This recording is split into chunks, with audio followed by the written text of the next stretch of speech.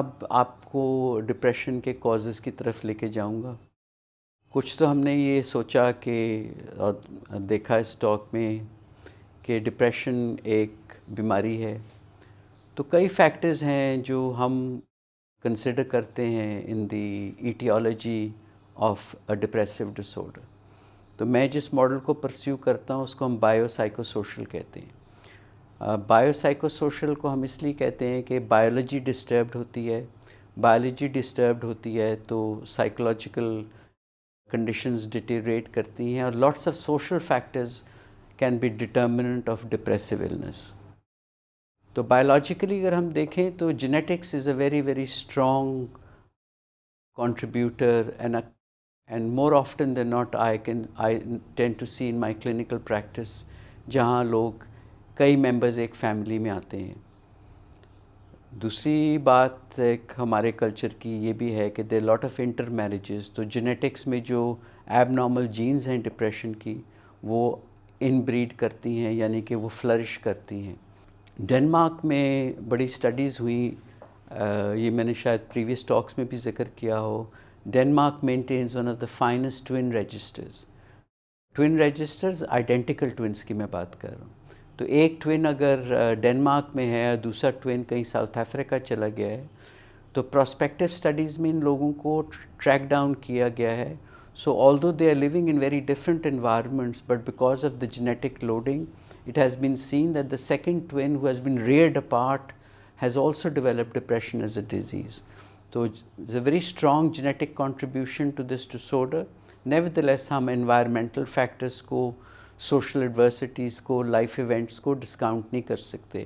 یہ بھی ایک بڑا strong view ہے کہ جو social ڈیفیکلٹیز ہیں, جو لائف کے ایڈورسٹیز ہیں, یہ جینیٹک ولنریبلٹی کو باہر لے کے آتی ہیں.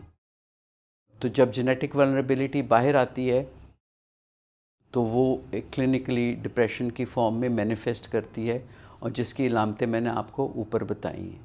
تو جینیٹک ان بریڈنگ کو ہم کیسے پریونٹ کر سکتے ہیں؟ The sincerest medical advice that I can give you, although you may not like it, is please do not marry your cousins. تو میں آپ کو بتاتا چلوں کہ ڈپریشن کی بیماری میں برین کے اندر کیا ہوتا ہے. انیشلی جو تھیوریز آئی تھیں اور کچھ ابھی تک پریویلنٹ ہیں کہ یہ دماغ میں ڈپریشن کی علامتیں کیمیکل امبیلنس کی وجہ سے ہوتی ہیں. کیمیکل امبیلنس کو دیکھنا اس لیے امپورٹنٹ ہے کہ آپ کو اس سے پتہ لگ جائے گا کہ آپ کی شخصیت کی کمزوری نہیں ہے, یہ ایک بیماری ہے. جو خوشی کا کیمیکل ہے دماغ میں وہ سیروٹونین ہے. Serotonin is a chemical that is known as the happy chemical. اب جو تھیوریز شروع میں آئیں which were known as the chemical soup theories, اس میں ایک بتایا گیا ہے کہ کمپلیکس انٹرپلے ہے سیروٹونین کا اور ڈوپامین کا. اب جو سائنس ترقی کرتی جا رہی ہے ہمیں زیادہ کلیئرلی پتہ ہے کہ کون سے ریسیپٹرز ہیں دماغ کے اندر, especially the MU opioid receptors are affected and this can. اس سے ریسرچ سے ہمیں یہ فائدہ ہوتا جا رہا ہے کہ ہم زیادہ ایکوریٹ آئیڈینٹیفیکیشن کر رہے ہیں بیماری کی اور اس کے کازز کی, لہٰذا بہتر ٹریٹمنٹس آ رہی ہیں. پرائمرلی اینٹی ڈپریسنٹس کے بارے میں بھی ایک بہت امپورٹنٹ بات ہے. جب مریض میرے پاس آتا ہے ٹریٹمنٹ میں, وہ ایک ہفتہ دوائی کھاتا ہے, مجھے کہتا ہے کہ ڈاکٹر صاحب میری طبیعت ٹھیک نہیں ہوئی. یہ ایک انتہائی امپورٹنٹ ٹیک ہوم میسیج ہے اس چیز کا کہ antidepressants do not start to work till about 2 to 3 weeks into the treatment, and it can take much longer for sometimes. For some people it can take up to 6 to 8 weeks to start to exert its effect, and the dose has to be right. تو شروع میں بہت important ہے مریض کو see through کرنا. وہ hopeless فیل کرتا ہے, ہیلپ لیس فیل کرتا ہے, اس کو لگتا ہے یار ڈاکٹر کریم کو بھی دکھا لیا, اتنی اچھی ٹریٹمنٹ بھی مل گئی, اگر میری طبیعت ٹھیک نہیں ہوئی. But it's a matter of extreme importance to continue to build hope and assure them that they will get better, and 9 out of 10 times people do get better. تو سپورٹیو ٹریٹمنٹ بھی ساتھ ہم دیتے ہیں. سلیپ کا اگر problem ہے تو we try to improve sleep. آج کل سیڈیٹیو اینٹی ڈپریسنٹس بھی ہیں تو کہ آپ کو کوئی ہپنوٹکس یا نیند کی دوائیاں نہیں لینی پڑتی. تو ایک سیڈیٹیو اینٹی ڈپریسنٹ سے ہی آپ کی طبیعت بہتر ہو سکتی ہے. Very interesting statistics I was looking at کہ پاکستان میں ایک دوائی ہے جس کو ESI ٹیلوپرائم کہتے ہیں، اس کا سالٹ کا نام ہے، اور اس کی 80 ڈفرینٹ پریپریشنز ہیں. تو آپ اندازہ کر لیں کہ کتنی ڈیمانڈ ہے اور کس کس طریقے سے. انفارچونیٹلی ڈاکٹر ایک دوائی کا جو ٹریڈ نیم ہے وہ بدل کے وہی دوائی دوسرے طریقے سے دے دیتے ہیں، چونکہ سالٹ اس میں سیم ہوتا ہے. تو please watch out whether if your doctor has change your treatment whether he is given you the same chemical with a different drug name. Importance یہ ہے کہ یہ بھی ایک لوگوں کا سوال ہے کہ جی ڈاکٹر صاحب میں دوائی کھا رہا ہوں، ساری عمر کھاتا رہوں گا. تو اس میں ناظرین criteria is fairly clear. If you have had first episode of depression, تو ڈپریشن کی ہم جو ٹریٹمنٹ ہے وہ 6 مہینے سے 12 مہینے تک دیتے ہیں. اگر 2 سے زیادہ ایپیسوڈز ہوئے ہوں تو ہم کوشش کرتے ہیں کہ ٹریٹمنٹ کو زیادہ دیر تک دیا جائے. اور this is basically for relapse prevention. Relapse simply means that you are more protected if you are taking the medication as opposed to if you're not taking the medication. So relapse can be more often than not can happen if the medication is either discontinued too quickly or has not been taken in a sufficient dose for a sufficient length of time. ایک بہت common perception اور متھ ہے کہ anti depressants جو ہیں وہ addictive ہیں. They are drugs of addiction. ناظرین nothing is further than the truth from that. Antidepressants تو ایک خاص بیماری کی ٹریٹمنٹ ہیں، وہ ایک خاص نیورو بایو کیمسٹری کو چینج کرتے ہیں اور لوگ بہتر ہو جاتے ہیں.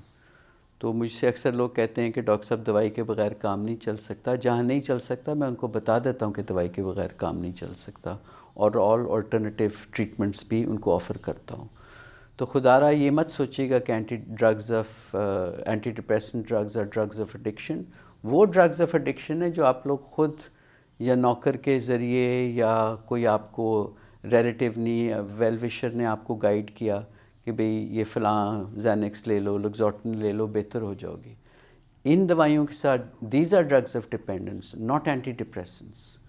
سو it's a very very important message to take home that اللہ کے واسطے میں آپ سے یہ گزارش کروں گا کہ یہ اس طرح کی دوائیں مت لیں.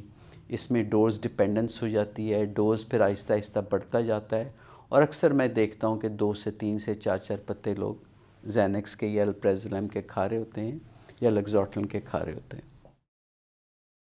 تو ایک اور متھ یہ بھی ہے کہ جی ایک دوائی پہ میں ایک دفعہ پڑ گیا تو ساری عمر کھاتا رہوں گا. یہ بھی بات درست نہیں ہے.